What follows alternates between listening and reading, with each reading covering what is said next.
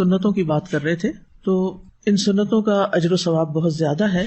رسول اللہ صلی اللہ علیہ وسلم نے فرمایا کہ جس نے ایک دن اور رات میں 12 رکعتیں ادا کی اس کے لیے ان کے بدلے جنت میں گھر بنا دیا جاتا ہے.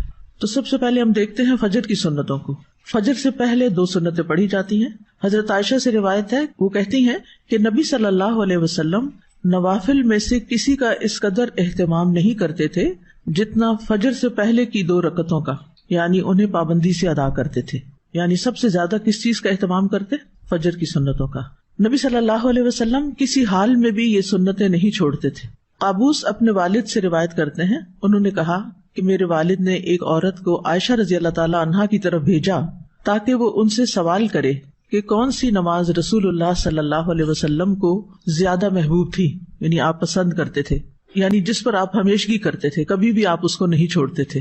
تو انہوں نے کہا وہ نماز جو آپ کسی صورت نہ چھوڑتے، خواہ صحت مند ہوتے یا مریض ہوتے یا سفر میں ہوتے یا مقیم ہوتے، وہ فجر سے پہلے کی 2 رکعتیں ہیں. سمجھ آگئی؟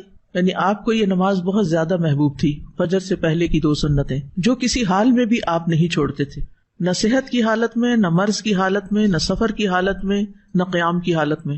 اگر کوئی چیز نبی صلی اللہ علیہ وسلم کو محبوب ہو، آپ کو پیاری ہو، تو ہمیں بھی پیاری ہونی چاہیے. بہت سے لوگ اس بات کا دعویٰ تو کرتے ہیں کہ وہ اللہ تعالیٰ سے محبت کرتے ہیں، ہم سب یہ دعویٰ کرتے ہیں، لیکن اس محبت کو ثبوت نہیں دیتے. اس محبت کا ثبوت رسول اللہ صلی اللہ علیہ وسلم کی سنت کی پیروی میں ہے. اگر ہمیں واقعی اللہ تعالیٰ سے محبت ہے تو پھر ہمیں کیا کرنا چاہیے؟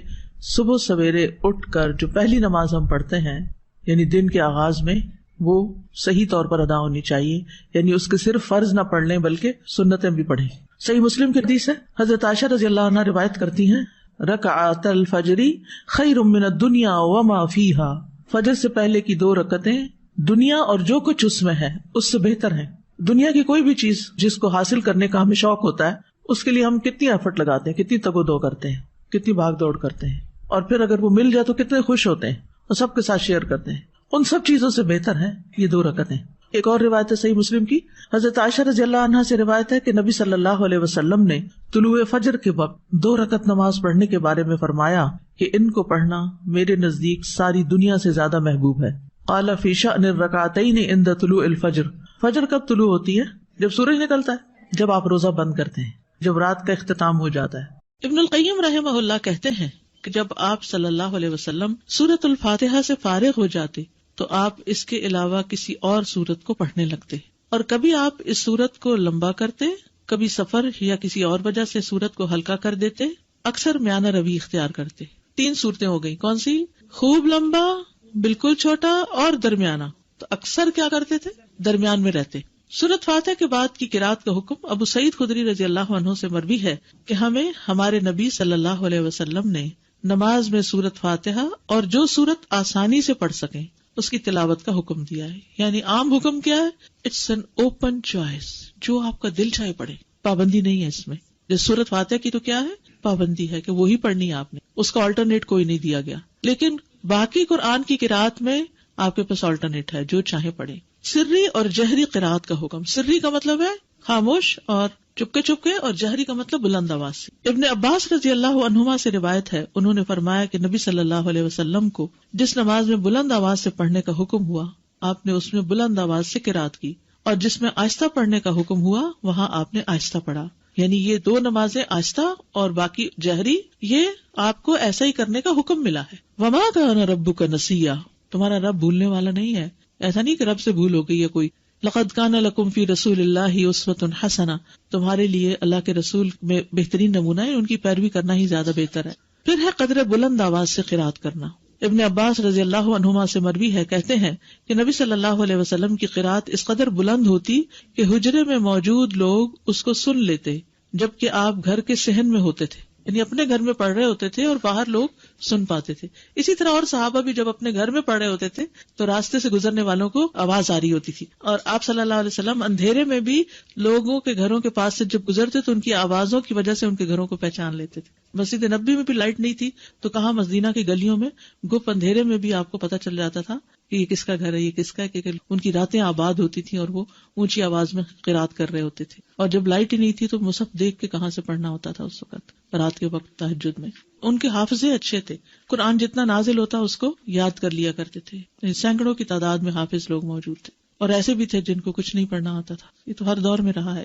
ام ہانی سے روایت ہے، وہ فرماتی ہے کہ میں اپنے گھر کی چھت پر نبی صلی اللہ علیہ وسلم کی قرات سن لیا کرتی تھی، یعنی اتنی بلند آواز سے آپ پڑھتے. عورت کا بھی جہری نمازوں کو بلند آواز سے پڑھنا.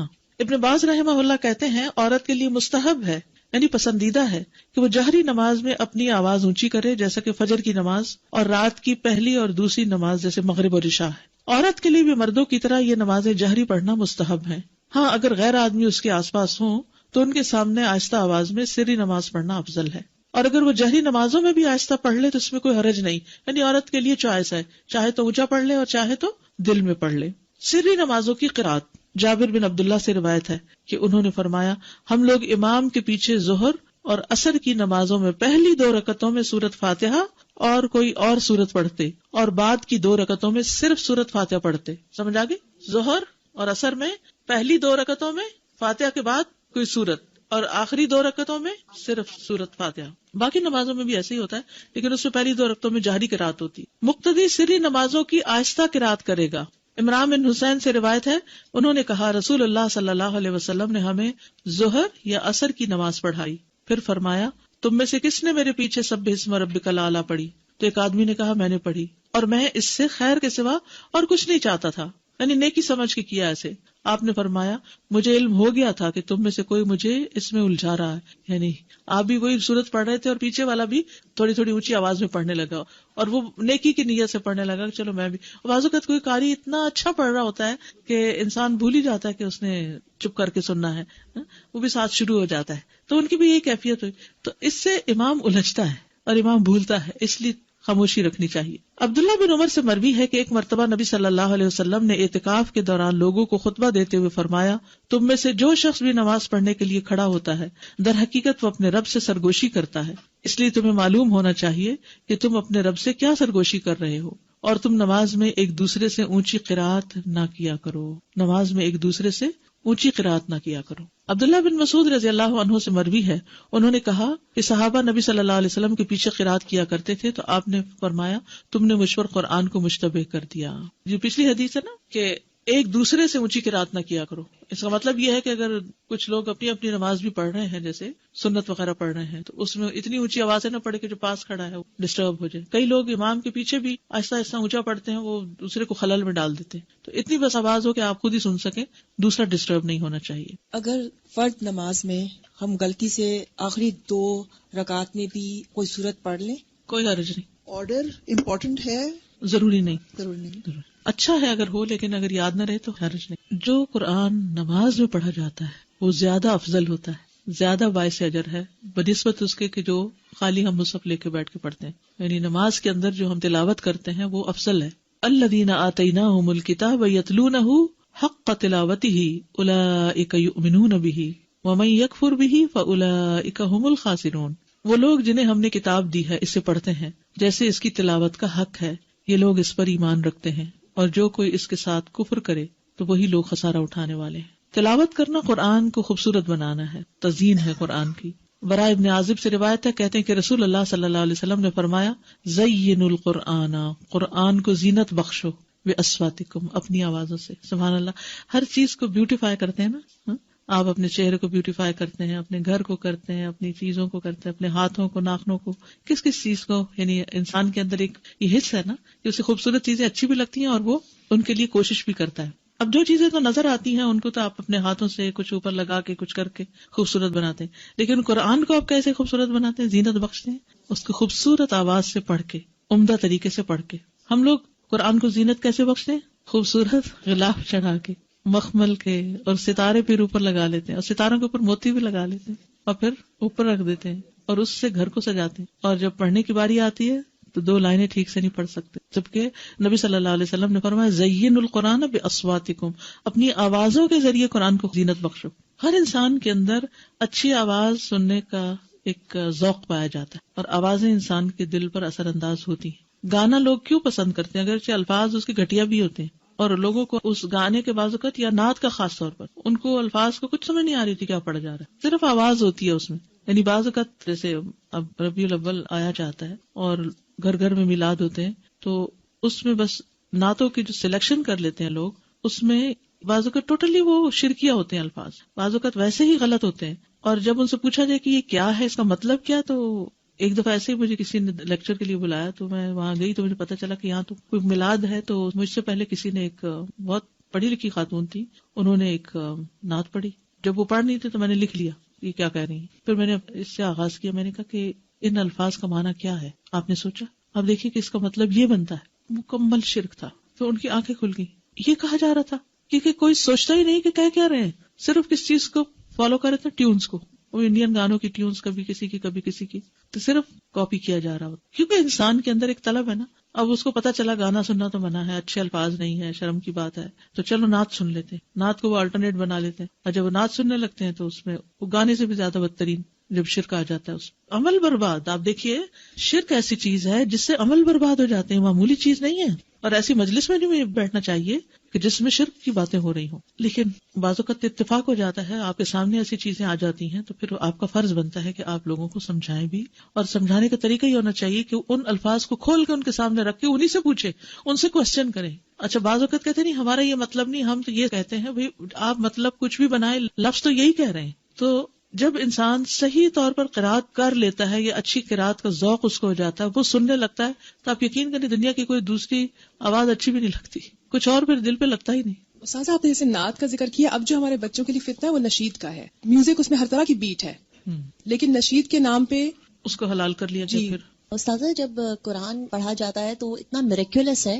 کہ اس کی ردم سے کہتے ہیں کہ کافی نان مسلمز کا یہ ریسرچ ہوئی ہے کہ ان کے سامنے صرف قرآن پڑھا جا رہا ہوتا ہے یا قرات وہ کہیں سن لیتے ہیں تو سیدھا دل پہ اثر ہوتا ہے. تو جو کہ میوزک کی یہ بات نہیں ہے. اور جتنی اچھی قرات ہوتی، قاری عبد الباسط کی آواز سن کے تو لوگ مسلمان بھی کئی ہوئے ہیں. اور نبی صلی اللہ علیہ وسلم کا طریقہ یہی تھا کہ لوگوں کو، نان مسلمز کو قرآن کی تلاوت سناتے تھے. اور جب جن کا بھی ہو گیا تھا، سارے جنہوں نے جب سنا تھا آپ صلی اللہ علیہ وسلم کو تلاوت کرتے ہوئے، تو جتنا اثر اس کا ہے اتنا تو آئی ڈونٹ تھنک سو کہ کسی بھی. تو ہماری نمازیں بھی اچھی کیوں نہیں؟ کیونکہ اس میں جو قرات ہم کرتے ہیں وہ قرات ٹھیک نہیں. تو نمازیں ٹھیک ہو جائیں گی تو پھر کیا ہوگا؟ قرآن بھی ٹھیک ہو جائے گا، سب کچھ ٹھیک ہو جائے گا جس میں قرآن کی قرات بھی ٹھیک ہوگی. استاذہ میں 2-3 سال پہلے عمرہ کے لیے گئی ہوئی تھی، اتفاق سے 12 ربیع الاول کو ہم لوگ مدینہ میں تھے، اور ہم جن گروپ کے ساتھ میں گئے ہوئے تھے تو انہوں نے کہا کہ رات میں آئے، ہمارے یہاں بڑی محفل جمے گی.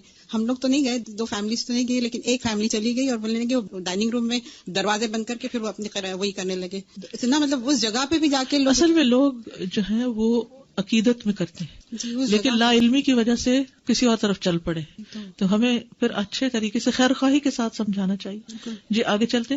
شقیق بن سلمہ رحمہ اللہ نے کہا عبداللہ کے پاس سے کوئی سونے سے مزین مصحف لے کے گزرا، یعنی سونے کا پانی لگا ہوتا. تو انہوں نے کہا مصحف کو سب سے بہتر چیز جس سے مزین کیا جا سکتا ہے وہ حق کے ساتھ اس کی تلاوت کرنا ہے. سونے کا پانی چڑھانا نہیں بلکہ اچھی قرات کرنا. ہر حرف پر 10 نیکیاں ملتی ہیں. نماز میں 3 آیات کی تلاوت کا اجر. 3 آیات. رسول اللہ صلی اللہ علیہ وسلم نے فرمایا کیا تم میں سے کوئی شخص یہ پسند کرتا ہے کہ جب وہ اپنے گھر واپس آئے تو اس میں 3 بڑی فربہ حاملہ اونٹنیاں موجود پائے؟ ہم نے عرض کی جی ہاں. آپ نے فرمایا بس 3 آیات جنہیں تم میں سے کوئی شخص اپنی نماز میں پڑھتا ہے وہ اس کے لیے 3 موٹی تازی حاملہ اونٹنیوں سے بہتر ہیں. یعنی قل هو اللہ احد اللہ الصمد لم یلد ولم یولد ولم یکن لہ کفوا احد پڑھنا جو ہے اتنا مال اکٹھا کرنے سے بہتر ہے. اب یہ صرف میں آپ کو بتا رہی ہوں جو چیز حدیث سے پتہ چلتی ہے کہ نماز میں بھی قرات کا فائدہ کتنا ہے. میں نے پہلے عرض کیا نا کہ نماز کے اندر جو قرآن پڑھا جاتا ہے اس کا اجر و ثواب بڑھ جاتا ہے، اور 3 آیتوں کا اجر بھی 3 اونٹنیوں سے، مادی چیزوں سے اس کو برابر کر کے دکھایا گیا، کمپیریزن کیا گیا. نماز میں 10 آیات کی تلاوت کا بے حد اجر و ثواب. نبی صلی اللہ علیہ وسلم نے فرمایا جس آدمی نے رات کی نماز میں 10 آیات تلاوت کی اس کے لیے اجر کا خزانہ لکھ لیا جاتا ہے. اجر کا خزانہ، اور یہ خزانہ دنیا و ما فیہا سے بہتر ہے. اللہ اکبر. اور پھر جب قیامت کا دن ہوگا تو تمہارا رب عز و جل فرمائے گا پڑھتا جا اور ہر آیت کے بدلے میں 1 درجہ چڑھتا جا، یہاں تک کہ جو سب سے آخری آیت اس کو یاد ہوگی اس تک پہنچ جائے گا. تب تیرا رب عز و جل بندے سے فرمائے گا مٹھی بھرو. وہ بندہ اپنے ہاتھ کے اشارے سے کہے گا اے رب تو خوب جانتا ہے کہ کیا بھروں. تو وہ فرمائے گا کہ ایک ہاتھ میں ہمیشگی اور دوسرے میں نعمتیں بھر لو. اور یہ اجر و ثواب ہے کس چیز کا؟ نماز میں قرآن کی تلاوت کا.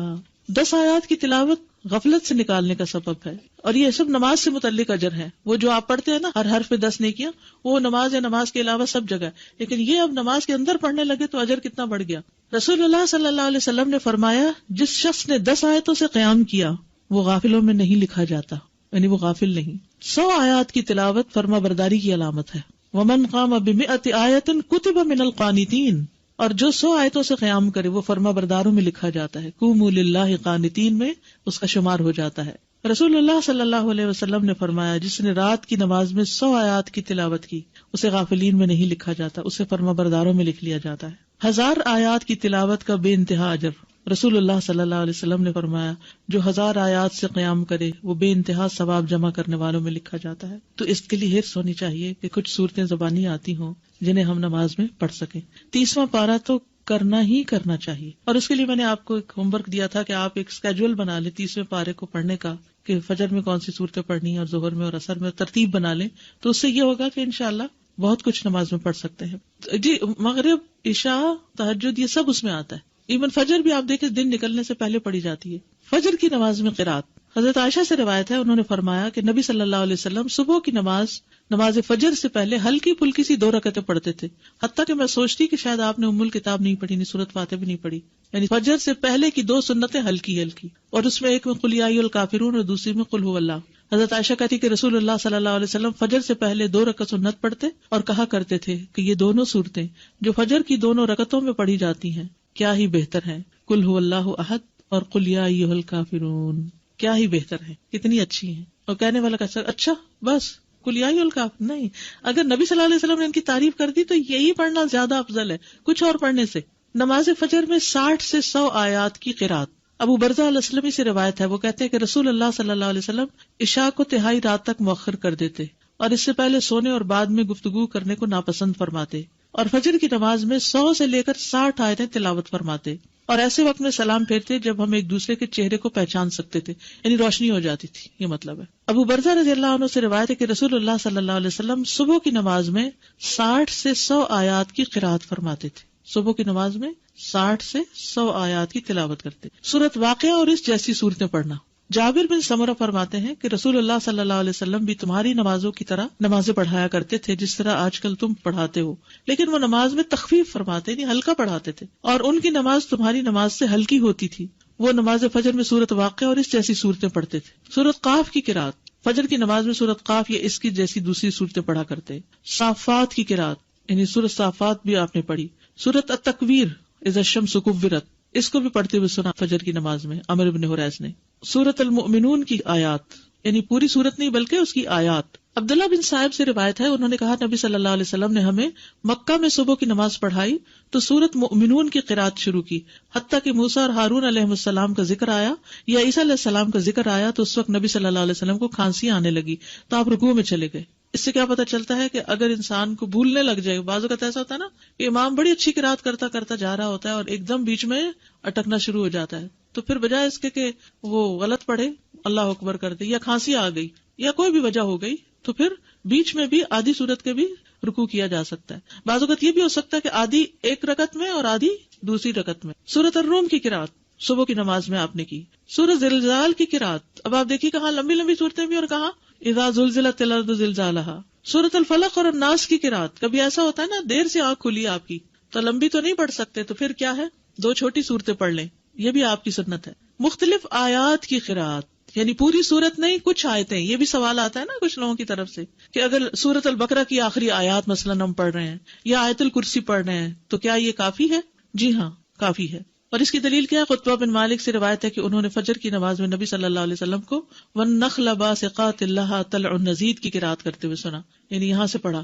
کل آپ نے دیکھا ہوگا جمعے کی نماز میں سورۃ العلیٰ اور سورۃ الغاشیہ کی آخری آیتیں پڑھی گئی، پوری صورت نہیں پڑھی گئی کیونکہ جمعے کا ٹائم ہمارے یہاں مختصر ہوتا ہے. یہاں ابن عباس کہتے کہ رسول اللہ صلی اللہ علیہ وسلم فجر کی 2 رکعتوں میں سے پہلی میں قرآن میں سے آیت قولوا آمنا باللہ وما انزل الینا والا حصہ پڑھتے جو سورۃ البقرہ کی آیت ہے، اور دوسری میں آل عمران کی آیت آمنا باللہ واشہد بأننا مسلمون والا حصہ پڑھتے، یعنی ایک میں ایک سورت دوسری میں دوسری کا حصہ.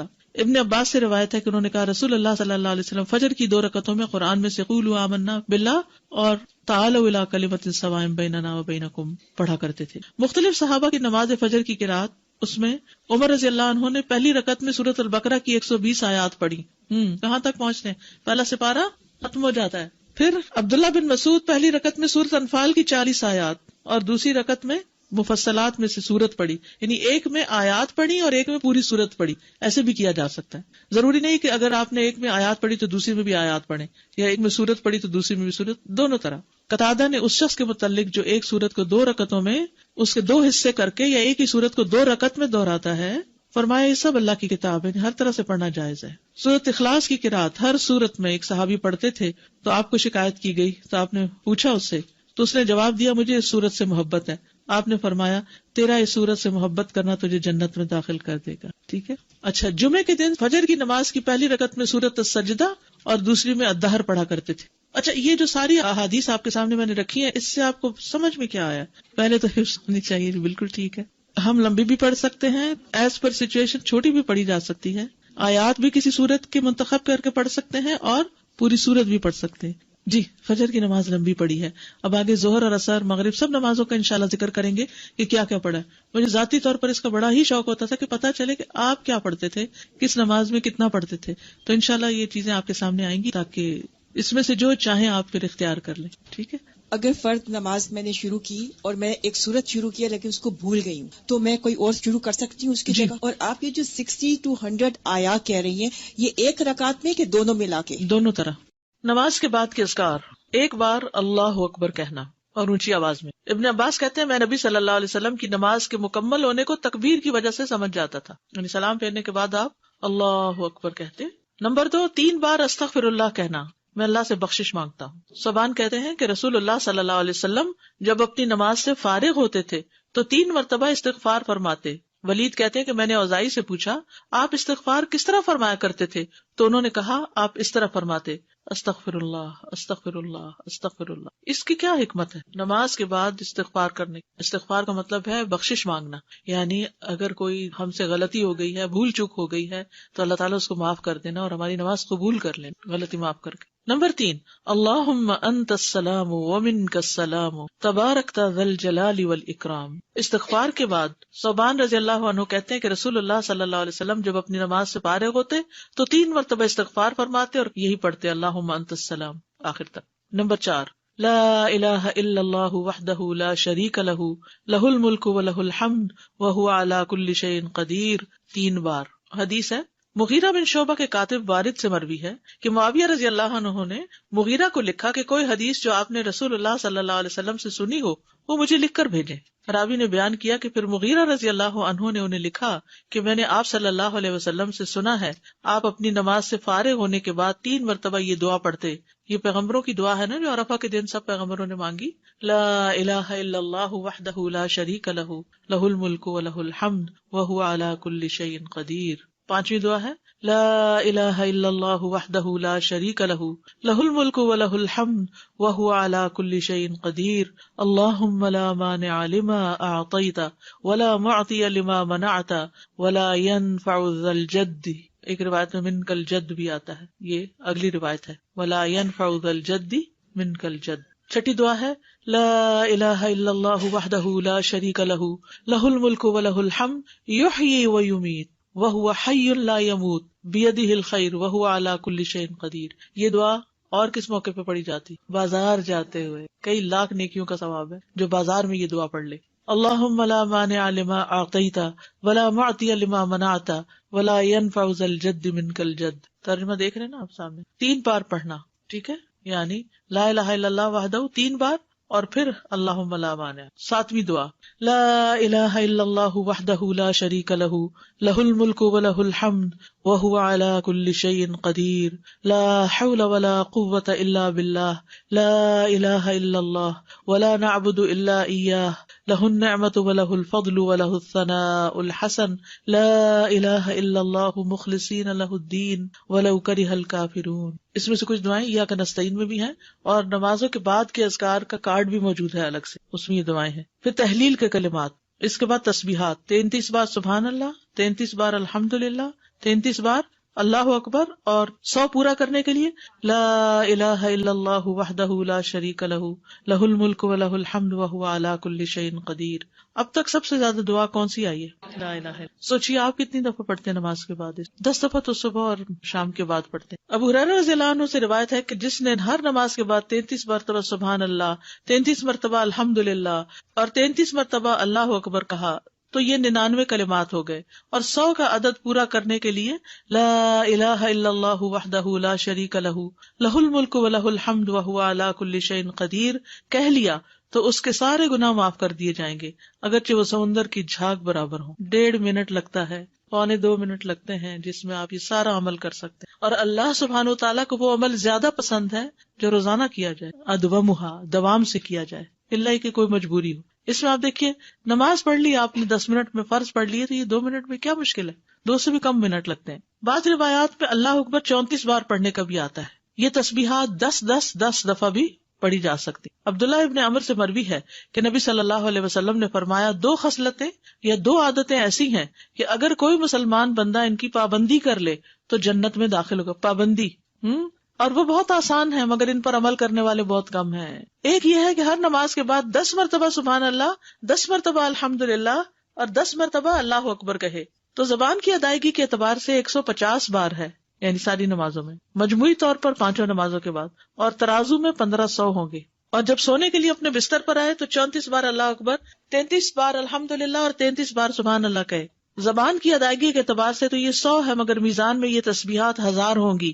رات کو جو سوتے ہوئے پڑھے جاتے تسبیحات فاطمہ، سب تھکاوٹ اتارنے کے لیے۔ یقیناً میں نے رسول اللہ صلی اللہ علیہ وسلم کو دیکھا، آپ انہیں اپنے ہاتھ سے شمار کرتے تھے۔ صحابہ نے پوچھا اللہ کے رسول یہ کیسے ہے کہ یہ آسان عمل ہے مگر ان پر عمل کرنے والے تھوڑے ہیں؟ آپ نے فرمایا سوتے وقت میں کسی کے پاس شیطان آ جاتا ہے اور پہلے اس سے کہ وہ تسبیح پوری کرے وہ اسے سلا دیتا ہے، اور اسی طرح اس کی نماز میں شیطان آ جاتا ہے اور یہ تسبیحات پڑھنے سے پہلے ہی کوئی کام یاد دلا دیتا ہے۔ ہوتا تو یہی ہے نا، حقیقت ہے۔ آپ کو شاید میں نے پہلے بھی بتایا ہو کہ ہاتھ پر تسبیح پڑھنا جو ہے کچھ مشکل نہیں، اور دائیں ہاتھ پہ صرف کیسے پڑھیں گے آپ؟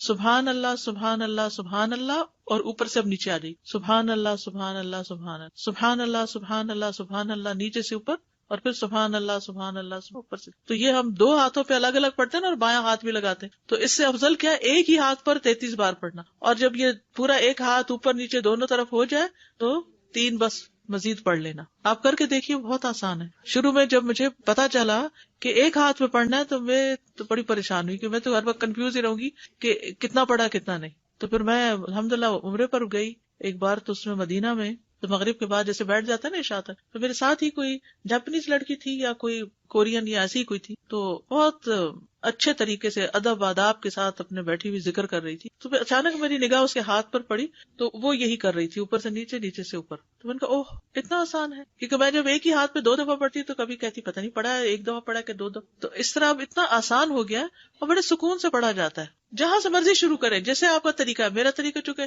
یہاں سے شروع کرنے کا تھا تو اس لیے نیچے سے 3 اوپر تو اوپر سے۔ بعض لوگ تو 100 کے لیے پتہ نہیں یہ بھی بتاتے یہاں سے ایسے پھر ایسے پھر ایسے پھر ایسے، پھر مجھے جھنجٹ لگتا ہے کیونکہ انگلیاں بھی مستنطقات ہیں نا، قیامت کے دن بولیں گی۔ 25 بار تسبیحات پڑھنا، یعنی یہ بھی جائز ہے، ٹھیک ہے۔ آیت الکرسی، جنت میں جانے کا راستہ۔ رسول اللہ صلی اللہ علیہ وسلم نے فرمایا جو شخص ہر فرض نماز کے بعد آیت الکرسی پڑھے اس کو موت کے علاوہ کوئی چیز جنت میں جانے سے نہیں روک سکتی۔ سبحان اللہ۔ یعنی نماز پڑھی اور نماز کے بعد آیت الکرسی پڑھ کے آپ دیکھیے کتنی دیر لگتی ہے، شاید ہارڈلی منٹ بھی نہ لگتا ہو، اور یہ سب سے افضل آیت ہے۔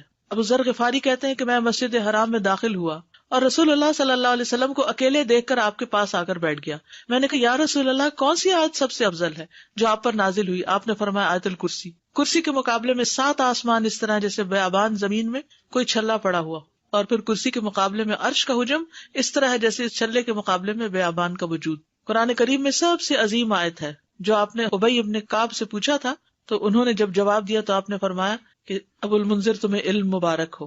اس کے پڑھنے سے ایک محافظ آ جاتا ہے اور شیطان قریب بھی نہیں پٹکتا۔ جنات سے بچانے والی آیت ہے یہ۔ وہ آیت جو سورۃ البقرہ میں ہے، اسے کوئی شام کو پڑھے گا تو صبح تک پناہ میں رہے گا، جو صبح پڑھے گا شام تک ہم سے پناہ میں رہے گا، یعنی جنات سے۔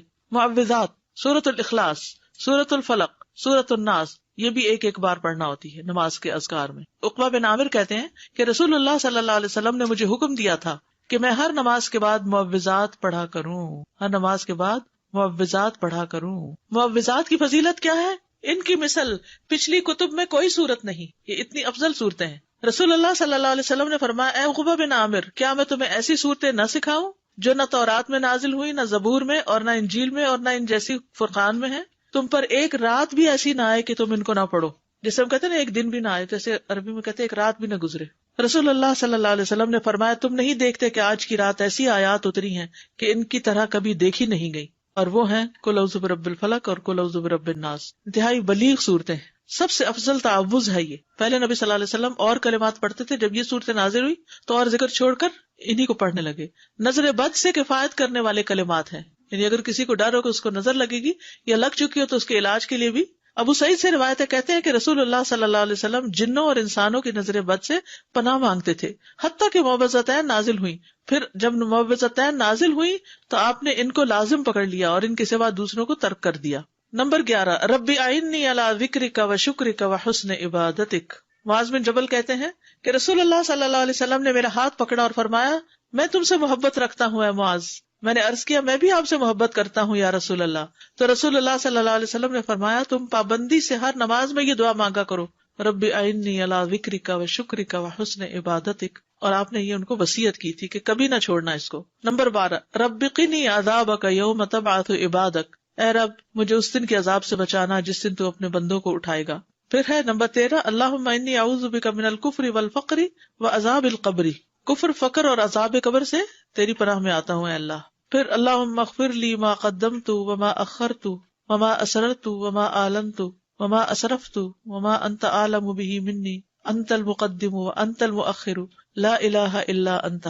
یہ اگلے پچھلے ظاہری باطنی سب گناہوں کی معافی کا اعلان ہے اس میں. پھر 15 نمبر پہ سبحانک اللہم و بحمدک استغفرک و اتوب الیک. اچھے عمل پہ مہر لگانے والے کلمات ہیں یہ. یعنی جو شخص کسی مجلس میں بیٹھے پھر اس سے کچھ غلط باتیں ہو جائیں تو جب یہ کلمات آخر میں پڑھے گا تو وہ معاف ہو جائیں گے، کفارہ ہو جائے گی اس مجلس کا. نمبر 16، رب اغفر لی وتب علی انک انت التواب الغفور. ایک انصاری صحابی کہتے کہ میں نے رسول اللہ صلی اللہ علیہ وسلم کو نماز کے بعد یہ دعا 100 دفعہ پڑھتے ہوئے سنا، رب اغفر لی وتب علی انک انت التواب الغفور. پھر اللہم انی اعوذ بک من الجبن واعوذ بک ان ارد الی ارذل الامور واعوذ بک من فتنۃ الدنیا واعوذ بک من عذاب القبر. پھر ہے اللہم اغفر لی وارحمنی واہدنی وارزقنی. استاذہ ان ساری دعاؤں کو آرڈر میں پڑھنا ضروری ہے یا کسی بھی آرڈر؟ یہ تو لکھنے کی ترتیب ہے، لیکن شروع کے جو ہے نا اللہ اکبر استغفر اللہ استغفر اللہ استغفر اللہ اللہم انت السلام منک السلام، یہ آرڈر میں تینوں پڑھنا ہے. ٹھیک ہے، اس کے بعد آپ آیت الکرسی پڑھیں یا تسبیحات پڑھیں یا پھر جو بھی دعا چاہیں پڑھیں. ان میں سے یہ ہے کہ ایک پوسٹر بھی بنایا گیا تھا اور ایک انشاءاللہ یہاں بھی میں چاہ رہی تھی کہ چھپوا کے دے دیں. اس میں یہ ساری تو نہیں آ سکیں گی لیکن موٹی موٹی دعائیں جو ہیں وہ آ جائیں گی. تو میں نے تو جو اپنا قرآن مجید ہے وہ ایک پرنٹ آؤٹ سا نکال کے ان دعاؤں کا، قرآن مجید کے جو جسے دیکھ کے پڑھتے ہیں نماز میں، اس کے اندر نشانی کے طور پہ اس کو رکھا ہوا پلاسٹک میں ڈال کے. تو جب میں نماز شروع کرتی ہوں تو اس کو نکال کے سائڈ پہ رکھ لیتی ہوں. جب نماز ختم کرتی ہوں تو پھر جو یاد ہیں اور جو نہیں پوری طرح یاد، ان کو جو یاد ہے بس ہنٹ دیکھتی جاتی ہیں اور پڑھتی جاتی ہیں. جو نہیں یاد ان کو دیکھ کے پڑھ لیتی ہیں. تو اس سے کیا فائدہ ہوتا ہے کہ اس طرح پڑھی جاتی ہیں، ورنہ تو وہ بھی بھول جاتا ہے کون کون سی تھی. یا تو بچپن میں یہ سب سیکھ لیتے نا، پھر مشکل نہیں. جیسے نماز ہم نے اول سے آخر سیکھی ہوئی ہے نا تو وہ ایک گاڑی دوڑ پڑتی ہے، لیکن یہ دعائیں تو ہم نے بڑے ہو کر ہی سیکھی ہے نا، اور کچھ نئی نئی پھر پتہ چل جاتی ہے تو وہ ایڈ ہو جاتی ہیں. تو اس طرح بھی آپ آسانی سے رکھ سکتے ہیں تاکہ یاد رہے، یا آپ کہیں سائڈ پر پیسٹ کر دیں اور آپ پڑھتے رہیں. جب دعا بھول جائے تو ذرا سا ایک نظر ریمائنڈر کے لیے دیکھ لیں، کسی وال پہ لگا دیں، کپبورڈ پہ قریب ہی جہاں آپ نماز پڑھتے ہو. دور کہیں چلی گئی تو پھر رہ جائے گی. بک اسٹور سے بڑا سا پوسٹر بھی ملتا ہے، اگر کسی کے گھر میں ایسی وال ہے جس میں فل سائز پوسٹر آ جائے تو وہ بھی لگایا جا سکتا ہے. لیکن چھوٹے انشاءاللہ ہم چھپوا رہے ہیں تو وہ بھی آپ کو دے دیں گے. اردو انگلش ترجمے والے کارڈز کچھ موجود ہیں، اگر آپ وہ لے لینا، کیونکہ ہر وقت کتاب نہیں ساتھ اٹھائی جا سکتی. آپ کے بیگ میں ہو رکھا ہوا، کہیں بھی آپ سفر پر بھی ہیں، کہیں بھی ہو، نماز کے بعد بیگ سے نکال کے پڑھ لیتے ہیں. الہدا کے ایپ پر بھی ہیں، اس پہ ڈاؤن لوڈ کر لیں. بس میں تو نماز ہو، قرآن کا وقت ہو، لیسن کی تیاری کا، اور ڈر کے مارے فون کو ہاتھ نہیں لگاتی. جی سفر کے لیے ٹھیک ہے، کیونکہ فون کو ہاتھ لگ گیا تو بچنا مشکل ہے اور خشوع بھی چلا جاتا ہے. اور ویسے بھی دیکھیے مصحف سے دیکھ کے یا ایک سالڈ چیز سے دیکھ کے پڑھنا اور ہی بات ہے. استاذہ یہ ابھی ذکر میں جو ہم نے معوذتین پڑھی تو کیا ہر دفعہ، کیونکہ ہم 3 دفعہ پڑھتے ہیں، ایک دفعہ کافی نہیں، تو اس میں ہر سورت سے پہلے بسم اللہ پڑھنی مطلب ضروری ہے کہ نہیں؟ سورہ الاخلاص پڑھی، پھر اس کے بعد جب سورہ فلق شروع کریں گے تو بسم اللہ دوبارہ اس کے ساتھ؟ ضروری نہیں ہے، کیونکہ بسم اللہ 2 سورتوں کے بیچ میں نشان ہے کہ ایک سورت ختم ہوئی اور دوسری شروع ہوئی. وہ مستقل آیت ہے، آیا مستقلہ، وہ سورت کا حصہ نہیں ہے. ٹھیک ہے، تو اس کے بغیر بھی سورت پڑھی جا سکتی ہے. ٹھیک ہے، مطلب ذکر کرتے ہوئے کنٹینیوسلی. جی ہاں، پڑھ سکتے ہیں. جی استاد، جیسے میں فجر کی نماز پڑھتی ہوں تو میری بیک میں پرابلم ہے، مجھے آرتھرائٹس ہے، تو میں کوشش کرتی ہوں کہ اپنی جو دعائیں ہیں وہ اپنے بیڈ پہ بیٹھ کے ذرا کمر کو ٹیک لگا کے پڑھ لوں. تو عزت تو کے بیڈ کے قریب ہی مصلی ہوتا ہے. جی بس ٹھیک ہے. مجھے صرف دعا کے حوالے سے سوال کرنا تھا کہ ہم دعا کرتے ہیں نیک بندوں کے لیے اور صالحین کے لیے. بظاہر جو لوگ نیک اور صالحین کی کیٹیگری میں نہیں آتے، ہم جج نہیں کر رہے، لیکن بظاہر کیا ہم ان کے لیے دعا کر سکتے ہیں؟ سب کے لیے. ہمارا گمان یہ ہونا چاہیے کہ کچھ لوگوں کی نیکیاں ظاہر ہوتی ہیں اور کچھ کی ہڈن ہوتی ہیں. جی بالکل. ہم ان کے نام لے کے بھی کر سکتے ہیں. نماز میں تو نہیں نام لیں گے، لیکن بعد میں جی ہاں بالکل کر سکتے ہیں. اساتذہ، اگر ہم جیسے فجر نماز کے بعد میں بیٹھے اذکار کر رہے ہیں تو ان بٹوین جیسے ہم اٹھتے ہیں، جیسے بچوں کو اٹھانے کے لیے پریئر کے لیے ایسے، تو اس کا پھر کیا ہوتا ہے؟ یعنی وہ سلسلہ معذوری ہے، مجبوری ہے، کیونکہ میں کرتے کرتے جا رہی ہوں، اتنا گلٹی فیل ہوتا ہے کہ اگر ان کی نماز چلی گئی، ہمارے ذکر اذکار ایگزیکٹلی وہ دونوں طرف بڑا نقصان ہے. جی، تو پھر واپس آ کے بیٹھ جائیں. ایسی کر رہی ہوتی ہوں تو کر سکتے ہیں. جب عشاء کی نماز پڑھتے ہیں رات کو، تو وہ آخری نماز ہو، تو اس کے بعد جو تسبیحات کرتے ہیں تو بیڈ پہ دوبارہ جب جاتے ہیں تو وہ ہو جائے گا بیچ میں 1.5 منٹ کی بات. ٹھیک ہے، نماز فجر اور نماز مغرب کے کچھ دیگر اذکار، یعنی باقی نمازوں کے سب کے ایک ہے، فجر اور مغرب میں کچھ اور بھی ہے.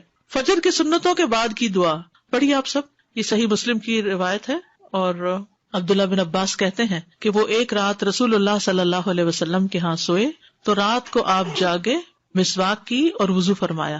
اس وقت آپ یہ آیت مبارکہ پڑھ رہے تھے، ان فی خلق السماوات والارض واختلاف اللیل والنہار لآیات لأولی الالباب. یہ آیات تلاوت فرمائی حتیٰ کہ سورت ختم کی. پھر آپ کھڑے ہوئے اور 2 رکعتیں پڑھی. یہ کون سی 2 رکعتیں تھی؟ تہجد کی. اور ان میں بہت طویل قیام اور رکوع اور سجدے کیے. پھر واپس پلٹے اور سو گئے، یہاں تک کہ آپ کے سانس کی آواز سنائی دینے لگی.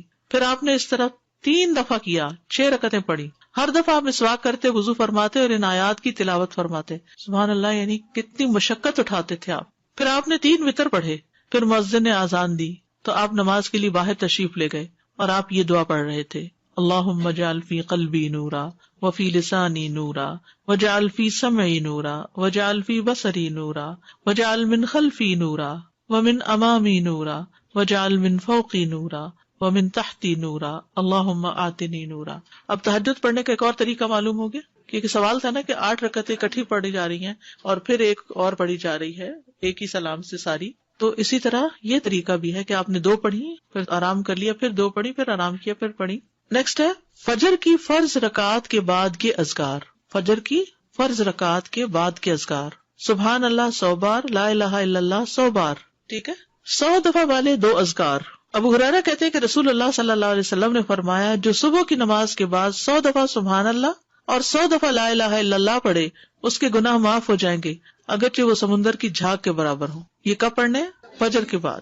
نمبر 2 پڑھیے اس کو، سلام کے بعد تشہد کی حالت میں کسی سے بات کیے بغیر ذکر کرنا.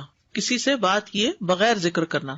ابو ذر سے مروی ہے کہ رسول اللہ صلی اللہ علیہ وسلم نے فرمایا، جو شخص فجر کی نماز کے بعد نماز میں تشہد میں بیٹھنے کی طرح اپنی ٹانگ کو دوہرا کیے ہوئے ہو اور کسی سے بات کیے بغیر 10 مرتبہ لا الہ الا اللہ وحدہ لا شریک لہ لہ الملک ولہ الحمد یحیی ویمیت وہو علی کل شیء قدیر پڑھے گا، اس کے لیے 10 نیکیاں لکھ دی جائیں گی، اس کے 10 گناہ معاف کر دیے جائیں گے، اس کے 10 درجات بلند کر دیے جائیں گے، اور وہ اس دن ہر برائی سے محفوظ رہے گا اور اسے شیطان کی پہنچ سے دور کر دیا جائے گا، اور اس دن اللہ کے ساتھ شرک کے علاوہ کوئی گناہ اس لائق نہیں کہ اس کو پکڑ میں مبتلا کر دے.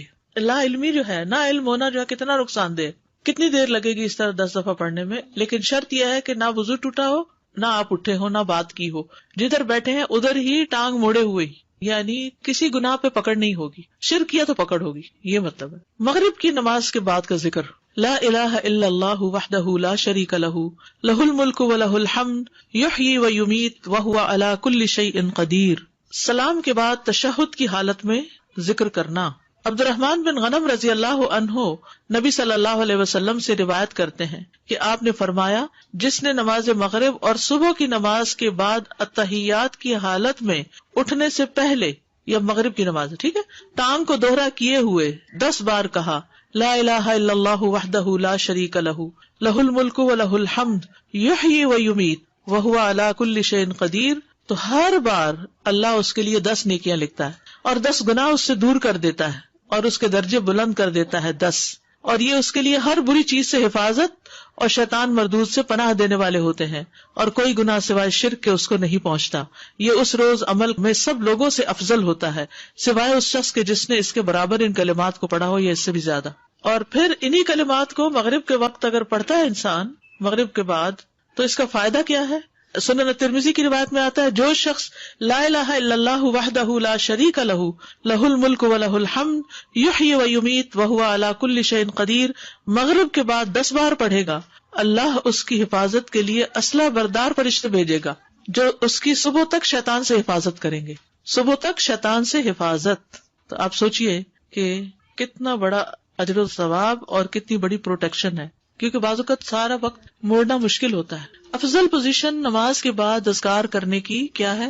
2 زانوں کے بیٹھنا، لیکن اگر آپ اتنی دیر بیٹھ ہی نہیں سکتے، کچھ لوگوں کی تو ٹانگ مڑتی بھی نہیں ہے گھٹنوں کی تکلیف کی وجہ سے، تو پھر ایسی صورت میں 4 زانوں کے بھی بیٹھ سکتے ہیں۔ اگر نیچے بالکل ہی نہیں بیٹھا جا رہا تو پھر کرسی پہ بیٹھ جائیں۔ اللہ کو تو پتا ہے کہ آپ کیوں ایسے کر رہے ہیں، صرف ریسٹ کے لیے نہیں بلکہ مجبوری کے تحت، اس میں کنسنٹریشن زیادہ ہوتی ہے۔ نماز میں اتحیات ہمیں ایسے کیوں پڑھنے کے لیے کہا گیا؟ اور کچھ پوزیشن تو بیٹھنا ہی بھی منع ہے۔ کون سی پوزیشن بیٹھنا منع ہے؟ ہاں، ایسے گھٹنے اوپر کر کے، کیونکہ یہ بہت ریلیکسنگ سی پوزیشن ہے نا، اس میں انسان عام طور پر جب بالکل کیئر فری بیٹھنا ہوتا ہے تو اس طرح بیٹھا ہوا ہوتا ہے نا، ریسٹ ریلیکس کرنے کے لیے۔ لیکن 4 زانوں بھی یہ ہے کہ آرام ہو جاتا ہے بہت، اس طرح بیٹھنے میں ذرا تھوڑی سی ایکٹیو بھی ہوتا ہے، تھوڑی تکلیف بھی ہوتی ہے، پاؤں سو بھی جاتے ہیں۔ یہ جو بیٹھنے کی ممانعت ہے تو یہ ہر وقت کے لیے ہے یا صرف ذکر کی محفلوں میں اور نماز کے بعد؟ یہ جو گھٹنوں کے اوپر، یہ ہر وقت ہی پسندیدہ نہیں ہے جی، کیونکہ اس میں ننگا ہونے کا بھی احتمال ہوتا ہے، اور اگر کپڑے ٹائٹ ہو تو ویسے ہی اعضاء نظر آ رہے ہوتے ہیں، سی تھرو نہ بھی ہوں، ٹائٹ ہوں تو جسم کا ہر حصہ الگ نظر آ رہا ہوتا ہے، الگ الگ ٹانگیں نظر آ رہی ہوتی۔ فرض نماز کے بعد جو ہماری ترتیب تھی اللہ اکبر اور استغفر اللہ، تو یہ ہم لا الہ الا اللہ جو پڑھیں گے اس کے بعد پڑھیں گے؟ اس کے بعد پڑھیں گے۔ استاد ایک کوشچن تھا کہ آپ صلی اللہ علیہ وسلم سنت کے بعد فجر کی سیدھی کروٹ لیٹا کرتے تھے، یہ پہلے پڑھا تھا نماز جی ہاں، ایسا سنت؟ جی جی بالکل، جزاک اللہ خیر۔ میرا سوال، فرض نماز میں جو تیسری اور چوتھی رکعت میں ہم سورہ فاتحہ پڑھتے ہیں، اس کے بعد قرات آپ نے بتایا کہ سنتوں میں بھی ایسے ہی کرتے ہیں؟ جی سنتوں میں بھی ایسے ہی کرتے، قرات پڑھتے ہیں، قرات پڑھتے ہیں، لیکن اگر کبھی بھول جائیں، ہوتا ہے نا کبھی انسان بھول جائے تو نماز ہو جاتی ہے۔ استاد ہمیں سکھایا ہی نہیں، کبھی سنتوں کے بعد نہیں پڑھی آپ نے قرات؟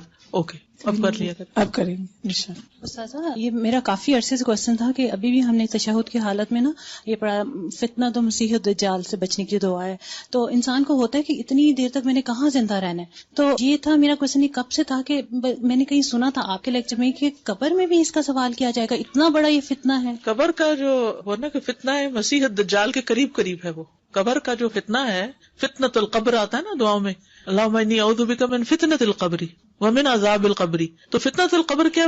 قبر کا امتحان، سوالات، تو وہ اتنی سختی سے ہوں گے کہ وہ مسیح الدجال کے فتنے سے قریب تر ہے، وہ فتنہ بھی قبروں میں انسان آزمایا جائے گا۔